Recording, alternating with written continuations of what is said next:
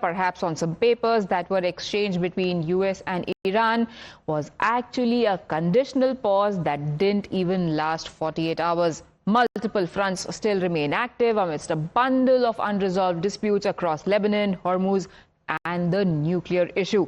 After US President declared that there is going to be a 2-week ceasefire, Israel has pounded Lebanon with unprecedented force, leaving over 250 people dead. Initial signals now suggest a de-escalation with a temporary reopening of Hormuz after ceasefire optics, but that relief was extremely short-lived, as renewed strikes and accusations quickly reversed the situation, bringing the strait back into the center of this conflict. Remember, Iran had already said that they are going to now start imposing a toll on this Hormuz corridor. One of the conditions mentioned in the 10-point plan that was being circulated was that this corridor will be opened while negotiations take place simultaneously.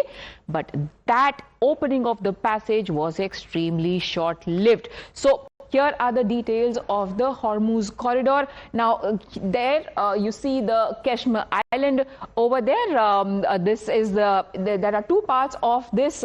One is the Iranian part. The other one is shared by Oman. Remember, Oman had said that they are not willing to, they are not okay with this whole toll that is being proposed by Iran. Now, what Iran has done is that they have proposed an alternate route.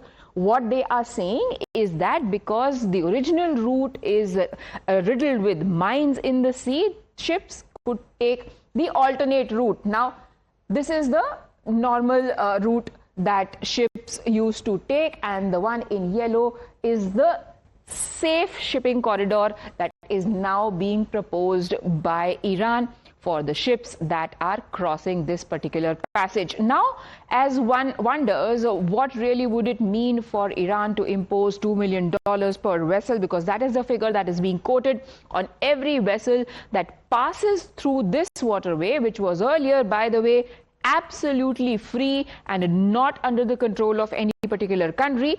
How do things work out in other straits, in other similar passages? So there are other passages, and for those people need to pay to get through. For example, Egypt charges around $1 million per ship for Suez Canal, and this is the revenue that Suez Canal generates in all, which is $4 billion. When it comes to Panama Canal, as of 2025, Panama is charging over $1 million for large ships, taking the total revenue to $5.7 billion for this particular strait.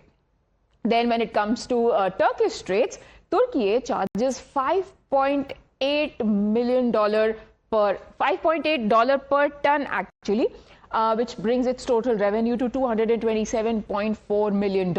Iran is saying that it needs the money because it needs to do reconstruction. A lot of damages that it has sustained so far have to be made up for, and which is why it is going to use this money for that. Whether there is clarity and agreement between the US and Iran on that still remains unclear, because the US has repeatedly said they want unimpeded